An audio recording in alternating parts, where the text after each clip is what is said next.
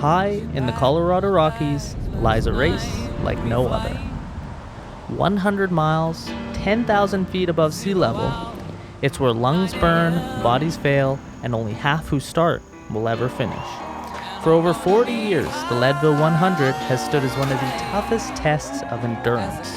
It's a race that forges legends and breaks down countless runners. Amongst them is myself, an athlete defying the odds, running without the very fuel most depend on to survive. They say every mile writes a story, but only a few become a legend. In Leadville, it's more than a race. It's a fight against the mountain, the clock, and yourself. And while people come from all different places of the world, every runner chases the same dream, the perfect day. And I think it's gonna be a long, long time till touchdown brings me round again to find I'm not the man they think I am at home.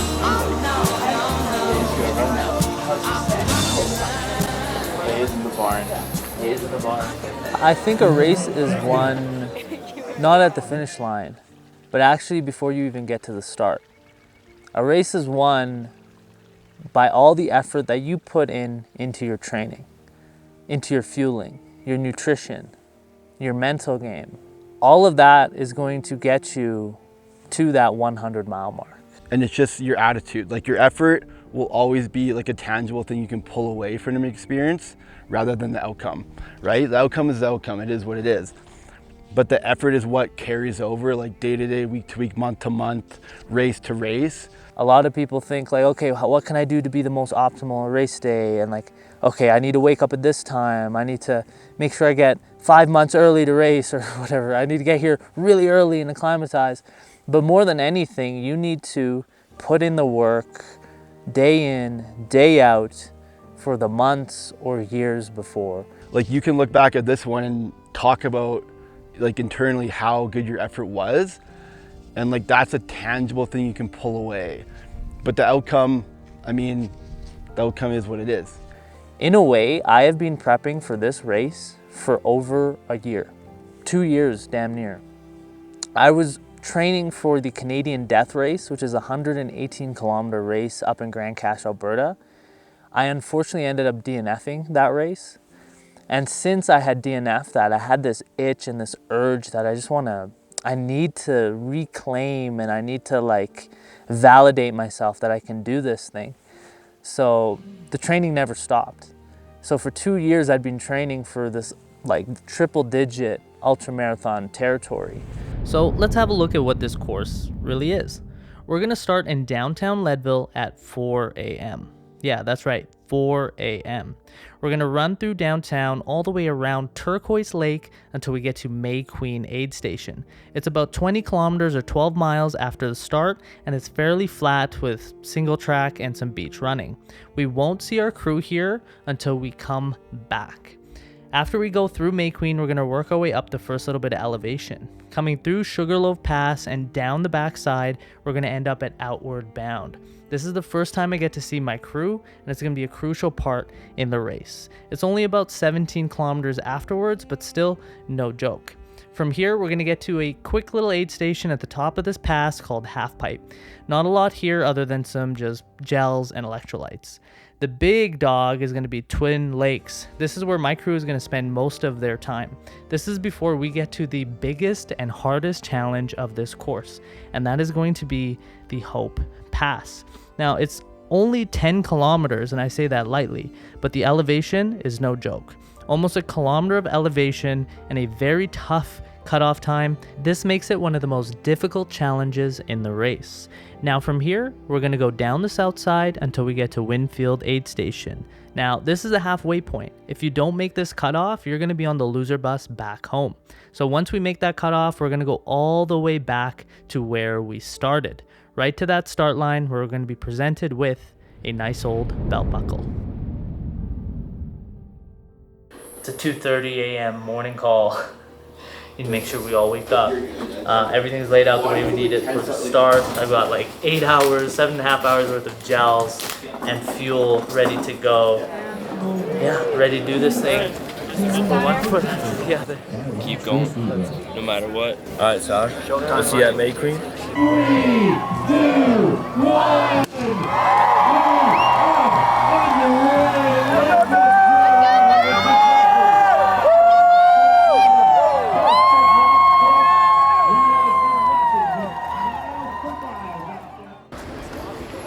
How's it feel to watch Saad start 100 mile It's exciting. with that crowd? I'm gonna miss him. We'll see him in 2 hours. We'll see him for 1 hour And then throughout the whole day. Then it's just another day. Yeah. The fact that we're here is insane. This has been like a dream race of mine for such a long time. I wasn't planning on racing Leadville this year. Wasn't even planning on racing Leadville in the next few years. But what happened was I saw a contest on Instagram for TrainingPeaks.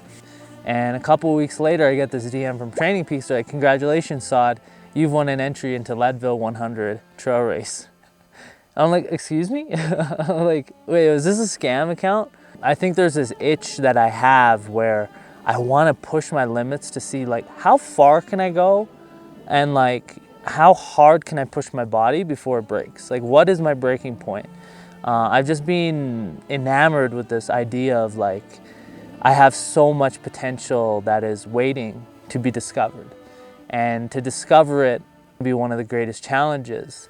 Not because the course is the hardest, not that it's the longest race, but because of what this race represents. This is an iconic race, but it started to save the town. This is a big mining area. And as the industry slowed down and there's so many ghost mines here, they started this race to save the community, to bring income to the towns. And there's so much history to this race, and that's what excites me. Like, this is a world stage in ultra marathon running. And I'm just another guy out there doing long runs. I'm not some Olympian. I'm not some elite level runner. Like, I am as average as they come. And I do things that are really hard at a very average level. So I'm hoping those things together will, help me find what my limits are. We knew that it was okay to be a little late, but after the sun started to come up and 10 minutes was going by, 15 minutes was going by, I was just getting a little worried to see how far back you were, maybe getting slowed down by a bunch of people, and what that effect could do to your head. If you don't hit that first goal pace, you're ultimately behind, and that could kind of spiral. So I was a little worried just mentality-wise coming into it. You looked good, like running-wise and physicality-wise, but I wasn't sure where that mental would be. Making it through. I was worried there. Good job. I think I'm 15 minutes behind. Anyone need their drop? 6:30. It's 6:30 right now. Right on time. A little wonky now they stop, but yeah, Hard part's over, you started. calves are a bit tight, but they're holding on. Yep. So You're in it now. Yeah. You're in it. there's no quitting. Right? There's no quit. No quit. Just keep this up. This is perfect. Right on schedule. Yep. Going easier than I should. That's the way it should be. I'm gonna take this gator off.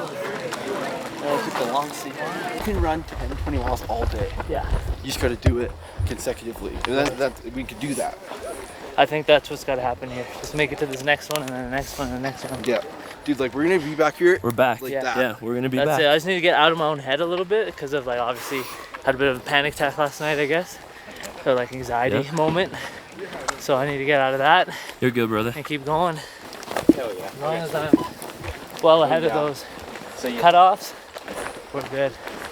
The night before Leadville, it felt like it was Christmas Eve, because you're anticipating this and you can't sleep and you're just trying to get prepared for this. There wasn't a lot of sleep that night because we just wanted to get him to that start line.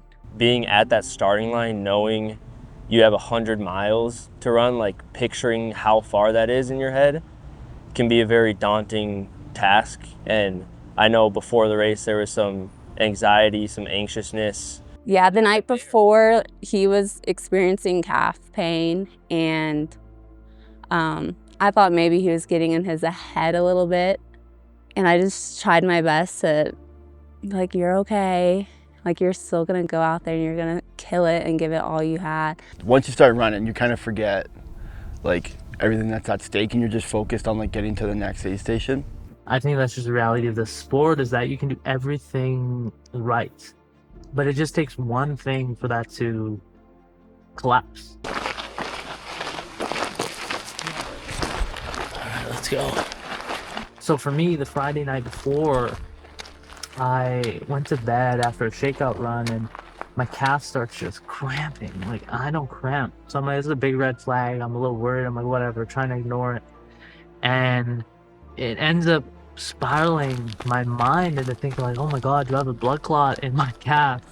I knew a guy who had a blood clot in his calf. And so this is just going through my mind. I'm freaking out and I can't really sleep and it's cramping, and, you know, eventually calm myself down. So feeling better, get to sleep, but the damage was done. At this point, like, I get to race day and I'm already in this hurt mindset. I'm rattled, like, and it turns out that there was real damage to the calf. It wasn't a blood clot. It was more of a tendon issue and somewhere between a strain and a tear. But I decided, you know, I'm gonna still toe this line anyways. Hurting.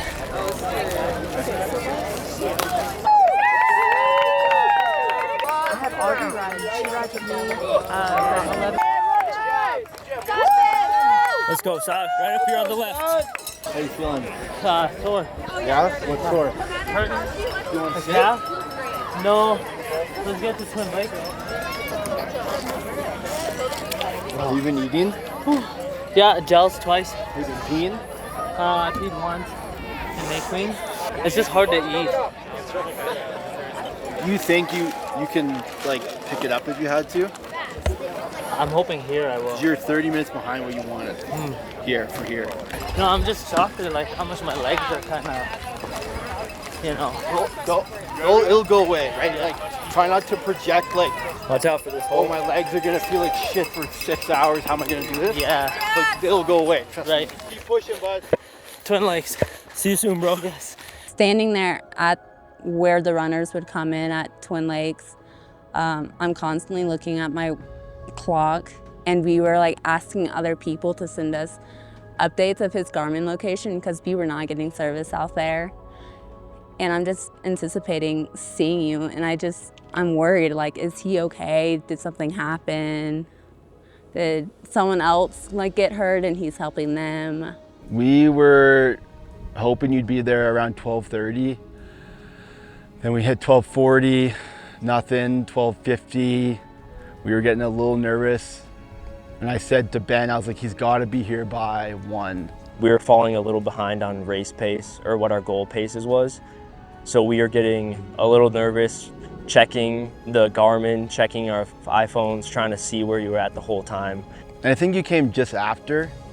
It wasn't like too short, but in my mind, I was like, he needs to like push it. Like, this is kind of like the friction point of the race. We were telling him that this is the race. We know that Saad's in pain. We know he's in pain.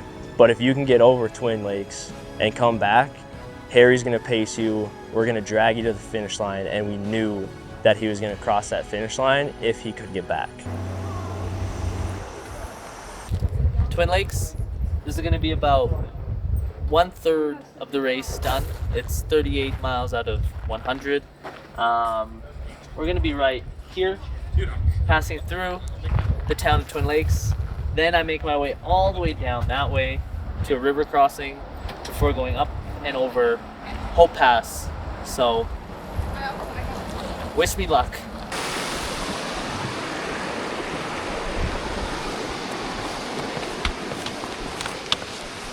I'm really hurting at this point. I have no idea why, but I just want to get to the aid station so I can try and reset. I'm pretty worried at this point. Let's just keep going. Let's go, Saad. Unreal. Good job. Let's go, buddy. We gotta run this way, okay? Here, give me a pulse. How you feel? Good job. Great job, runner. Great job. What's hurting the calf? Calf, knee, quad. Is it ego pain or is it real pain? What would I David can't tell tell. you right now? There's a To difference. carry the boat. Exactly. Climbing on that part, unexpected. What's the cutoff to Keep chipping Winfield? away. I got you one sec. 4 o'clock. Wait, 4 hours? Wait, 4 o'clock. 4 o'clock? That's 1. Hope Pass cutoff is 3 4. hours? Oh, Hope Hope Pass. Pass is To go 4. 9K. Dude, that's all day. You do that fucking sleep. Do you need like any pain meds? I should get new socks. Yes, yes. Yeah, do we have time? We'll make time. Oh, I'm gonna wipe his feet.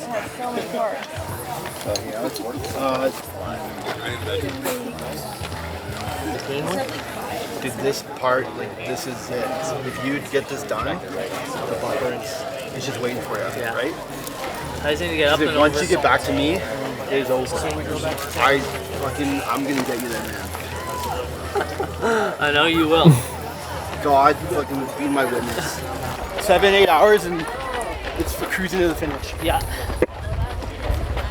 One step at a time. One in front of the other. Keep going. You're a fucking dog.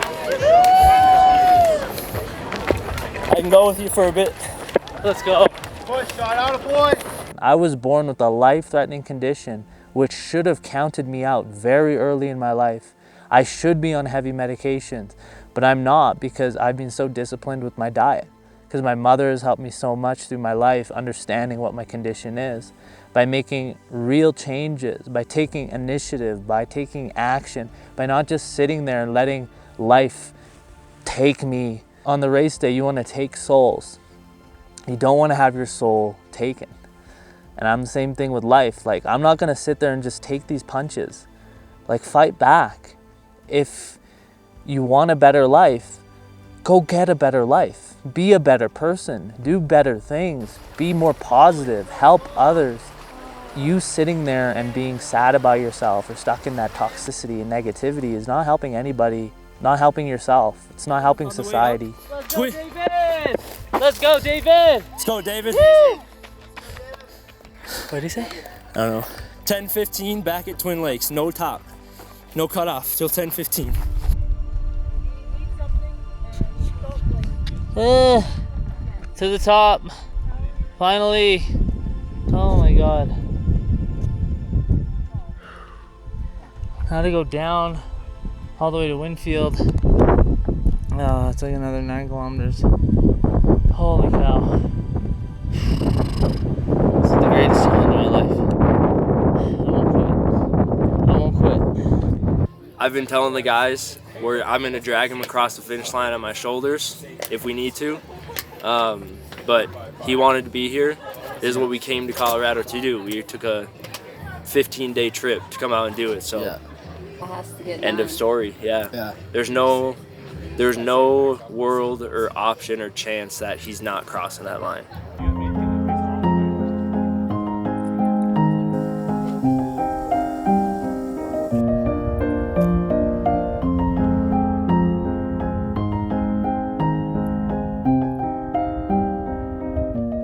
I got up to Hope Pass with like 30 minutes to spare, so I'm like, good, we're making good time.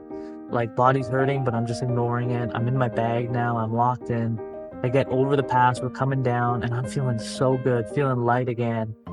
Admittedly, I was a little bit slow, but I didn't think much of it until I got to the bottom of Hope Pass on the other side, on the south face, and I was ready to go to Winfield. And all of a sudden, I hit a little bit of an uphill, and my body just gave out. And I'm like, I'm not gonna give up though. And so I keep going. There's runners that are passing me. They're like, you're gonna have to pick up the pace a little bit, otherwise you're gonna DNF. And so I do, and I try my best, but I couldn't close the gap. My body was hurting so bad. I was on the struggle bus, barely able to get up those hills. I mean, I'm rejecting my fueling now. I'm rejecting the water and electrolytes, so my salt intake is down. But I'm trying my best. I really am. We're like, hey, like maybe he did, maybe he didn't. And then Morgan got a text saying from you like DNF. And I mean, it was just quiet. Like we just kind of all looked down and we just felt so bad for you, right? You had worked so hard You know, you got us all out here. In that very moment, we knew how bad you just like were working hard and pushing out there. And to come up like 5 minutes short of the cutoff is just like gutting. It really sucked being on the loser bus, and there's no footage of any of this because I was just so embarrassed, and I still am embarrassed. I hate that this happened, but you know what? Like, you got to get over it. Like, I was like, I teared up a few times during the day. I'm proud of him for even committing to it and trying. He was also in such a positive mood too. He knew, he just gave it everything he had, so we were just very proud, but just really sad at the same time because we knew if you could get back, we were getting to that finish line. The courage it takes to even do difficult things and to get out there and to be a little bit better than you were yesterday is the real win. The real win wasn't actually Leadville. The real win wouldn't even have been the buckle. The real win was all those hours that were spent on the trail, training, getting better, and doing the things that make me a better human being. I have unfinished business with Leadville.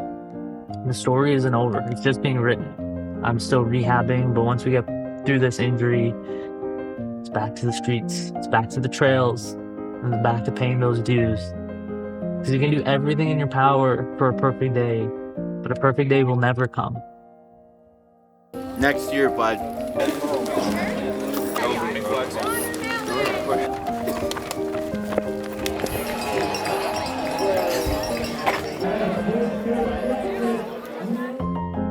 Yeah, buddy. You ready for this? Oh, I am actually. The heat, the hills. What more could you ask for? Nothing. Yeah? Dream come true. Nice. Do you have the crew? I do. This might be right here. Absolutely. No. Thank you. And I'm just proud of you for being here. Remember, like, whatever the perfect day is, take that out of your head right now and think about all the ways it's going to go terribly. And, like, prepare for how you're going to respond now. Because, like, before Western States, that's something I didn't really fully process. Is that in the moment, your brain's going to be telling you a million different stories that aren't true. And so, like, if you can just work through that with love, whatever we can do today, like, that's when, you know, an incredible experience is possible. Trust your heart. Trust your heart now, you know, and then in the race, just have fun and experience it.